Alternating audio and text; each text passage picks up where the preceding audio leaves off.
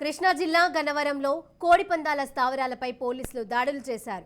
గన్నవరం మండలం సూరంపల్లి వద్ద మామిడి తోటలో పగలు రాత్రులు తేడా లేకుండా యథేచ్ఛగా కోడిపందాలు కొనసాగుతూ ఉన్నాయి.